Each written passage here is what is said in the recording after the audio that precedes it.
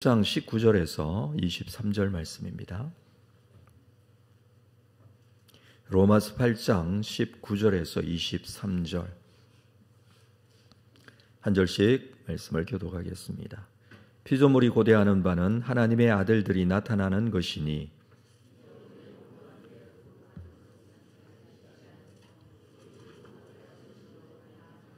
그 바라는 것은 피조물도 썩어짐의 종노릇 한 데서 해방되어 하나님의 자녀들의 영광의 자유에 이르는 것이니라.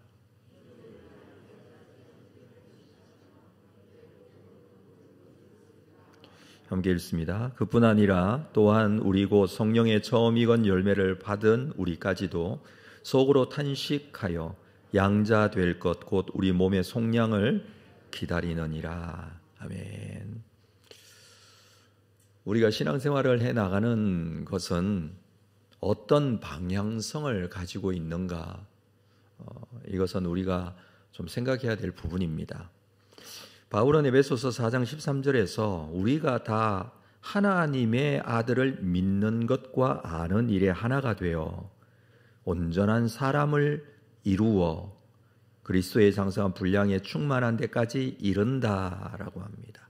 하나님의 아들을 믿는 것과 아는 일에 하나가 되어, 그렇습니다. 하나님의 아들 예수 그리스도를 아는 것 그리고 믿는 것, 이 두 가지가 하나 되는 것, 이것이 신앙생활이라는 것이죠.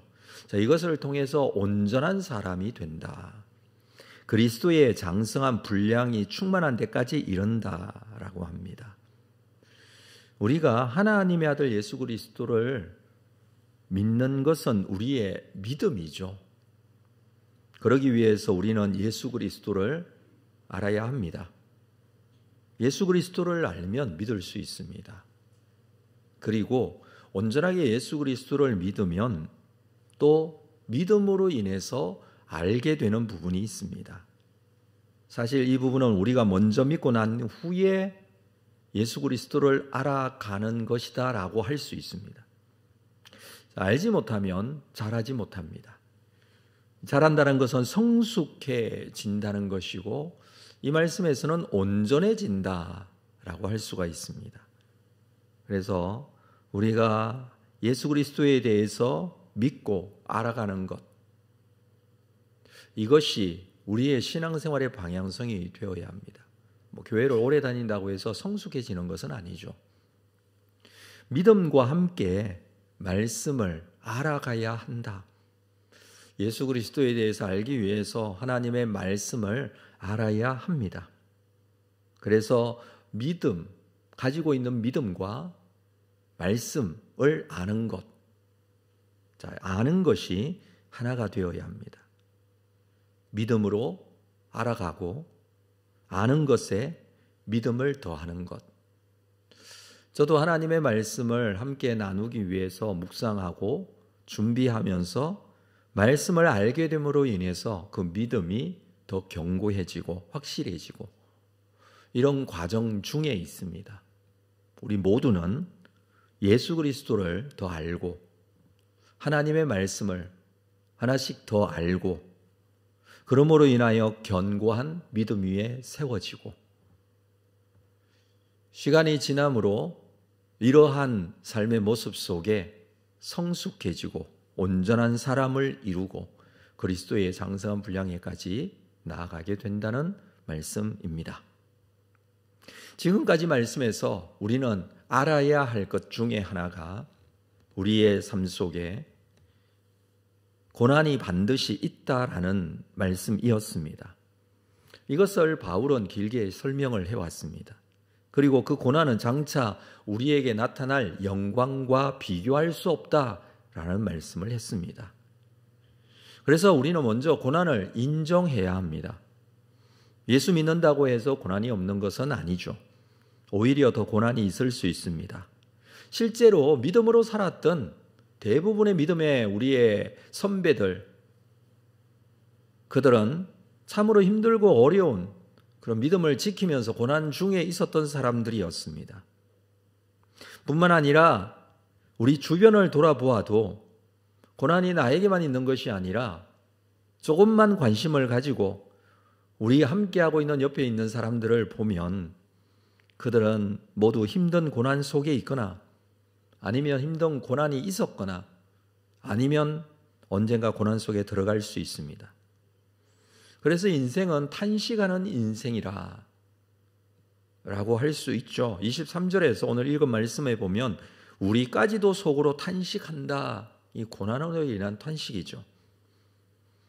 탄식이라는 이 단어는 끙끙 앓는 신음소리예요. 고난은 우리를 이렇게 끙끙 앓게 합니다. 실제적으로 몸이 아플 때, 힘들 때에 앓는 소리를 내는 경우들이 있죠. 많이 아프면 그렇습니다. 고난은 그와 같은 상태를 말하는 것이죠. 22절에서는 피조물도 탄식한다라는 표현을 쓰고 있습니다. 피조물, 창조된 모든 것. 피조물도 탄식한다는 것은 모든 창조물, 모든 만물도 탄식하고 있다라는 것입니다. 자, 19절 말씀을 볼까요? 피조물이 고대하는 바가 있다.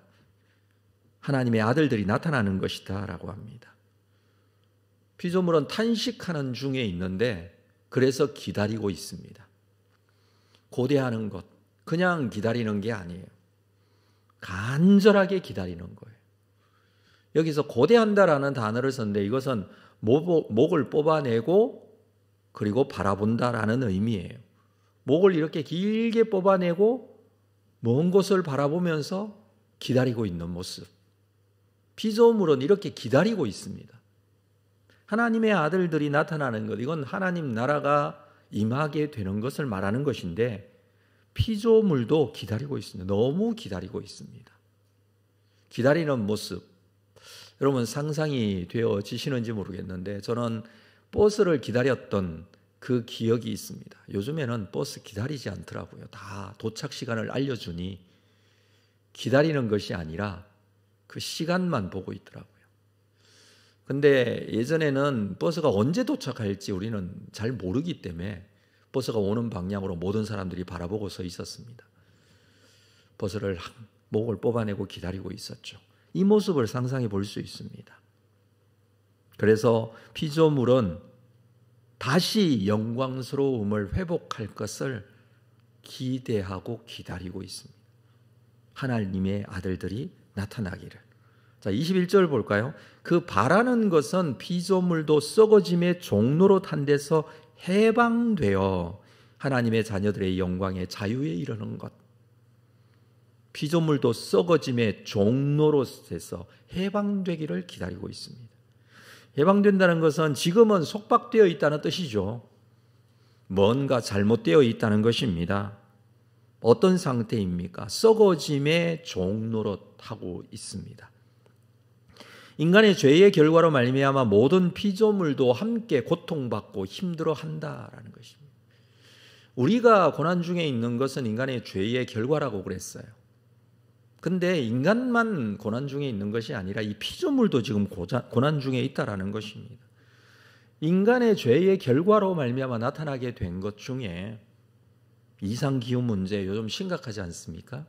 자연재해 문제, 환경오염의 문제. 피조물이 가지고 있는 썩어짐의 종로로 중의 일부분이지만 인간의 죄의 결과들입니다. 자연도 그렇게 고통 중에 있으면서 고대하고 있습니다.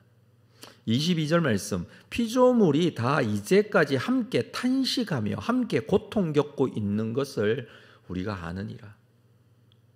바울도 이 피조물이 탄식하고 있는 것을 알고 있다고 그래요. 모두 다 이제까지 함께 탄식하고 있습니다. 함께 이 고통받고 있습니다. 사실 자연은 자연 정화 능력이 있지 않습니까? 오염된 물이 버려져도 이 물이 하천을 따라 흘러가면서 물이 정화되어집니다. 공기도 마찬가지예요. 오염된 공기가 공기 중에 있으면 그것이 공기 중에 퍼지면서 정화됩니다. 그런데 그 한도가 초과되면 오염되기 시작합니다. 그때부터 고통이 시작되고 탄식이 나오는 것이죠. 이 피조물의 탄식은 죄악된 인간 때문에 생긴 것인데 인간의 불순종이 낳은 결과 피조 세계를 혼란스럽게 하고 질서가 무너지고 고통 중에 있게 된 것이죠. 창세기에 보면 이 사실을 잘 말해주고 있습니다. 창세기 3장 14절에 인간의 타락 이후에 하나님께서 뱀에게 이렇게 말씀하십니다. 네가 모든 가축과 들의 모든 짐승보다 더욱 저주를 받아. 이것은 모든 가축과 들의 모든 짐승도 저주를 받았다는 것이죠. 너는 더욱 저주를 받아.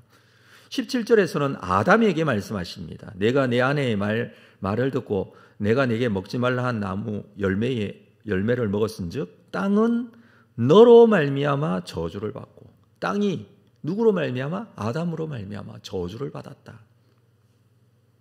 18절에 땅이 내게 가시덤불과 엉겅퀴를 낼 것이다. 그래서 수고해야 한,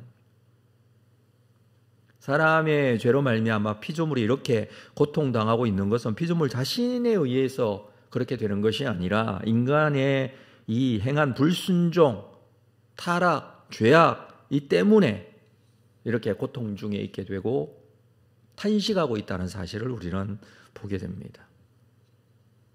이 탄식하고 있는 피조물에게 그 어떤 소망도 있을 수 없습니다. 피조물된 자연도 탄식하고 있는데 그 자연된 피조물을 소망으로 삼고 섬기는 것은 정말 어리석은 것 아니겠습니까? 고대 사람들은 태양을 신으로 섬겼습니다. 달을 섬기고 바위를 섬기고 나무와 산이나 심지어 짐승까지도 섬겼습니다. 사람도 마찬가지입니다. 사람을 통해서 뭔가 개선되어지고 기대할 수 있는 것 없습니다. 사람도 피조물입니다. 사람도 당연히 피조 세계된 이 피조 세계 속에 속해 있고 사람이 그렇게 타락하여 멸망의 존재가 된 것처럼 피조 세계도 그렇게 된 것이죠. 오늘날에는 피조물을 섬기는 것이 아니라 사람을 섬기는 경우가 많습니다. 자기 자신을 섬기는 경우도 많습니다. 그러나 사람 또한 피조물 중에 하나입니다. 이 피조물이 이제까지 탄식하며 함께 고통 겪고 있다는 것을 우리가 알고 있다고 그랬습니다. 그래서 여러분 우리가 이 고난 중에 있으면서 깨달아야 될 것 중에 하나가 사람에게 소망이 있는 것이 아니다라는 것이죠. 그렇다고 해서 물질에 소망을 둘 수도 없습니다.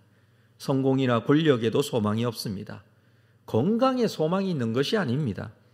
이 세상에 존재하는 그 어떤 모든 것에도 소망을 둘 수 없습니다. 여러분, 피조세계라는 것은요, 눈에 보이는 세계도 있지만 하나님께서 눈에 보이지 않는 것도 함께 창조하셨어요. 정신세계도 함께 창조하셨어요. 이 눈에 보이지 않는 모든 무형의 것들도 마찬가지예요. 하나님을 모르면 이 세상에 그 어떤 것에 소망을 두려고 합니다. 하나님 이외에 그 어떤 것에도 우리는 소망을 둘 수 없는데 하나님을 모르기 때문에 피조세계에서 피조물에 자꾸 소망을 두려고 한다라는 것입니다. 창조주 하나님을 알지 못하고 보지 못하면 나타나는 비극입니다. 우리에게 유일한 소망은 창조주 되신 하나님 아닙니까? 그 하나님 이외에는 소망이 없습니다. 말씀에서 하나님에 대해 천지와 우주 만물을 지으신 창조주 하나님이라 그렇게 말하고 있습니다. 하나님은 무한히 영광스러운 분이십니다. 하나님은 능력이 무한하신 분이십니다. 세상을 창조하시고 세상을 운영하시고 섭리하시는 분이십니다. 하나님이 유일한 소망이 되는 이유입니다.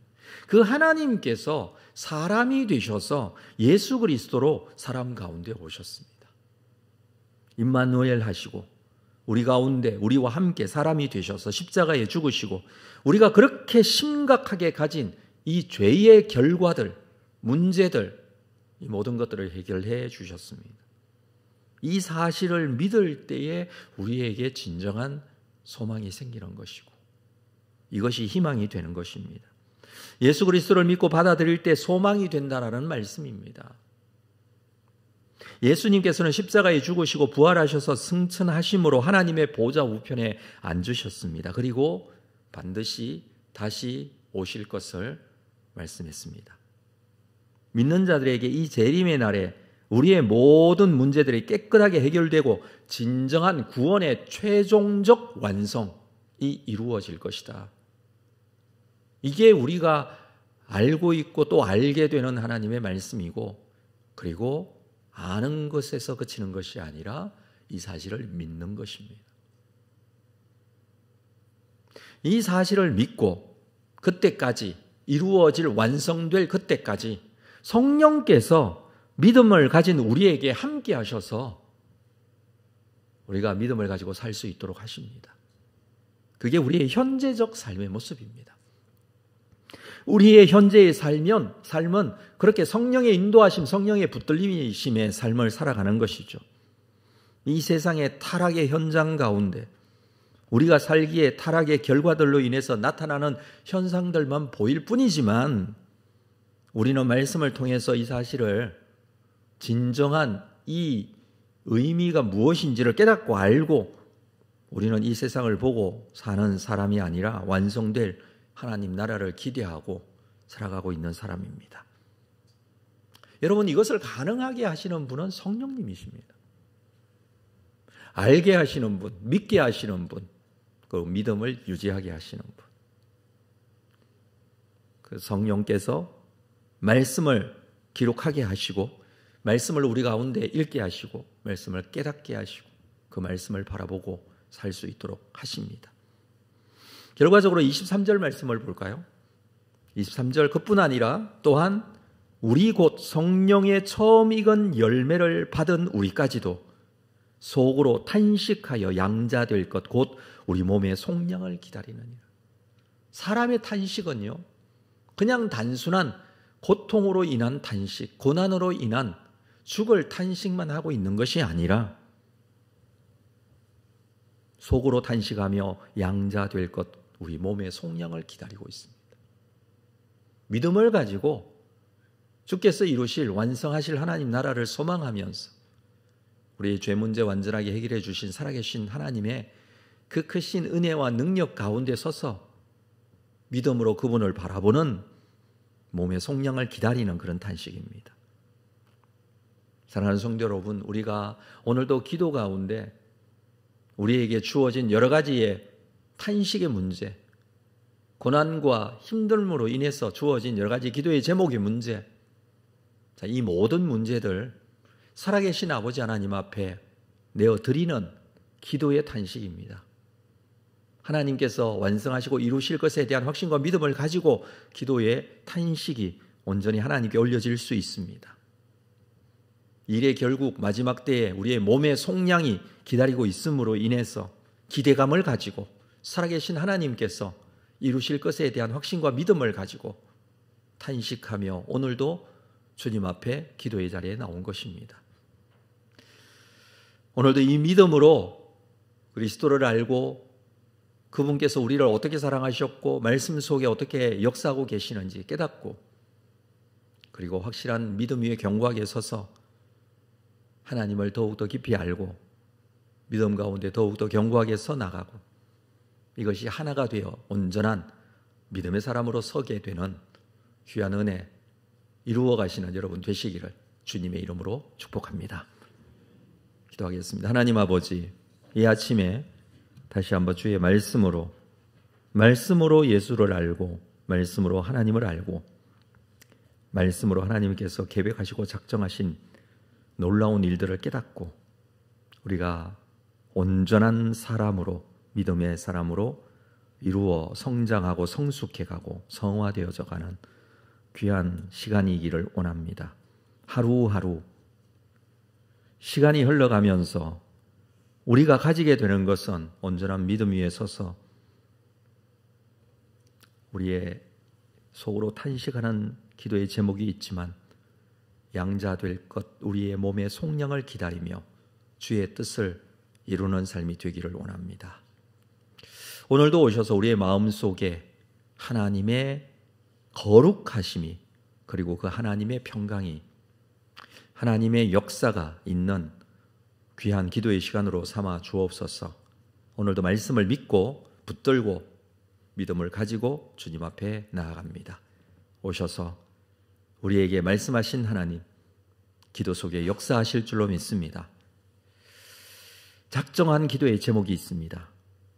모두 다 주께서 주시는 이 확신과 믿음 가운데 서서 온전한 주님의 음성을 듣고 기도의 응답을 받고 하나님께 온전히 영광 돌리며 하나님의 뜻 가운데 살아가는 우리의 삶이 될 수 있도록 인도하여 주옵소서.